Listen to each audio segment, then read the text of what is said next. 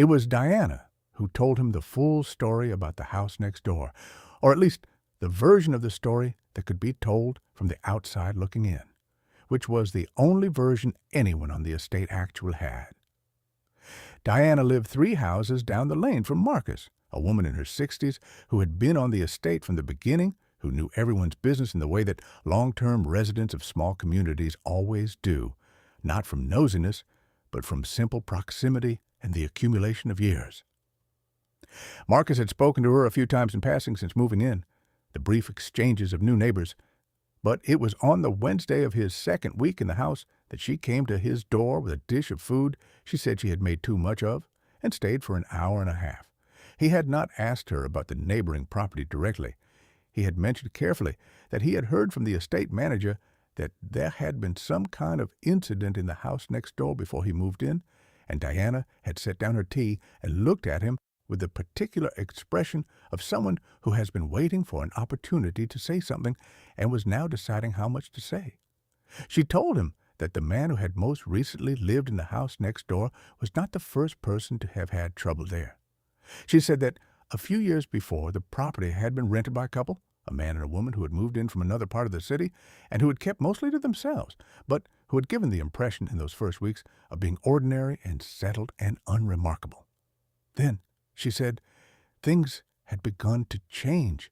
The couple had apparently installed a spirit shrine inside the house, rather than placing it in the yard as was customary, and while Diana said she had no personal opinion about whether this was the cause of anything that followed, she noted that several older residents on the estate had commented at the time that this was not done, that a shrine brought inside a house rather than placed at the proper threshold could draw the wrong kind of attention. The couple had eventually, after some months, called a shaman to the property.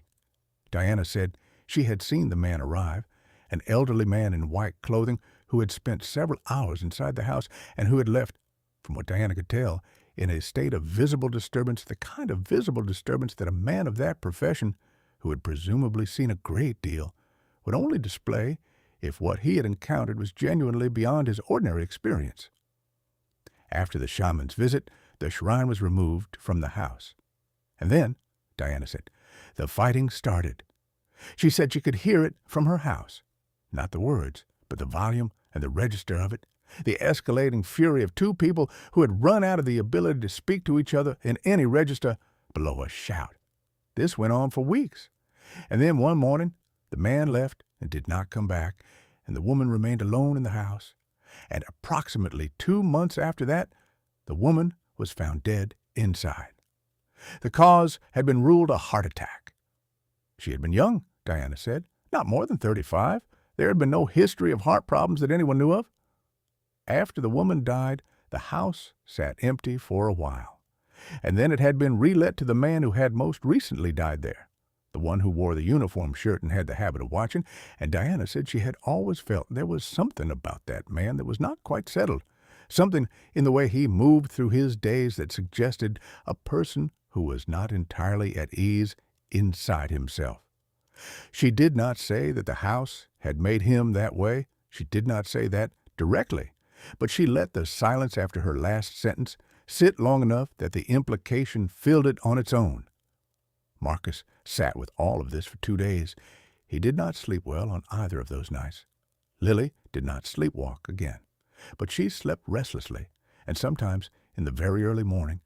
In that hour before dawn, when the estate was at its quietest, Marcus would hear sounds that he could not account for, small sounds from the wrong parts of the house, the creak of a floorboard in the corridor outside the bedroom, a sound from the kitchen that was too deliberate to be the house settling, a sound from somewhere near the back window that faced the neighboring yard. He told himself each time that old houses made noise, and that stress affected how a person heard ordinary sounds, and that he was reading significance into things that had no significance. He almost believed it. He might have continued almost believing it if Lily had not woken him on Friday night, 4 days before they had planned to return to the city for one of her prenatal appointments, by sitting up sharply in bed at 3 a.m. and staring at the wall that adjoined the neighboring property, and saying in a voice that was completely awake and completely afraid, "There is someone on the other side of that wall." Marcus sat up beside her. He listened. The house was quiet. The neighborhood outside was quiet. He put his hand on her arm and said there was no one, that the house next door was empty. Lily said she knew it was empty. She said that was not what she meant. They lay back down, but neither of them slept. And in the morning, Marcus called Sandra and told her he wanted to list the house for sale. Sandra was quiet for a moment, and then she said she understood and that she would begin preparing the listing. He did not explain the reasons in detail. He did not feel that the reasons would have made sense stated plainly in daylight, or perhaps they would have made too much sense, which was the more frightening possibility. He told Lily that evening. She did not argue. She sat across from him at the kitchen table with her hands wrapped around a cup of chamomile tea, and she nodded slowly and said she thought it was the right decision, that she had been thinking the same thing, but had not wanted to say it because she knew how much he had wanted the house to work. He said it had nothing to do with wanting. She said she knew. They packed what they needed that weekend and moved back to his mother's house, which was small and crowded and meant that Marcus slept on a folding bed in what had previously been a storage room, but which was at least a place where no one woke at 2 a.m. to the weight of something unseen pressing down on them in the dark. They told themselves it was temporary. They told themselves the house would sell quickly, that the price was good enough and the location was acceptable, and that the right buyer would come along within a few months, and they would take the money and find something else, something with no history, or at least no history they could feel. That had been 9 months ago. The house was still listed. The house was still empty. Every month Marcus transferred the mortgage payment from his salary and tried not to add up what those 9 months had cost him, and Lily gave birth to their daughter in the 8th month, a healthy girl they named after Lily's grandmother, and she slept soundly and ate well and gave no sign of carrying anything of what had touched that house back with her into the ordinary world. Marcus held his daughter and thought about going back to collect the furniture they had left behind, and thought about it again and did not go. He called Sandra occasionally to ask about interest in the listing. Sandra told him there had been inquiries, but nothing serious yet, that the market was slow, that these things took time. Marcus said he understood. What he did not say, because there was no productive way to say it, was that he was afraid the house was not empty, in the way that empty houses are supposed to be empty, that whatever had accumulated in the walls of that property over the years, through the shrine that should not have been placed where it was placed, and the shaman who had left, looking disturbed, and the couple who had come apart in fury, and the woman who had died young, and the man who had spent his remaining years watching from windows with an expression no one could quite read, was still there, still patient, still waiting for the next person who needed a house badly enough to overlook the things that are difficult to overlook once you know to look for them. He spoke to a monk he trusted, a man who had known his family for years, and the monk told him that before he entered the house again, he should arrange a proper blessing ceremony, bring the right people, do it correctly and completely, not as a formality, but as a genuine act of clearing.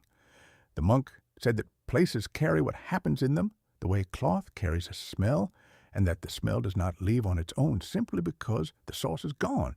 It needs to be addressed directly. Marcus said he would arrange it. He had not arranged it yet. He was still finding the right time, the right moment, the right constellation of courage and practicality that would allow him to walk back through that door with incense and chanting and the intention of making something right that had been wrong for a very long time. Until then, the house sat at the end of its lane, with its shutters drawn and its yard quiet, and whatever it held inside it held in silence, as houses do, as certain places always have, patient in the way that only things with no need of patience can afford to be.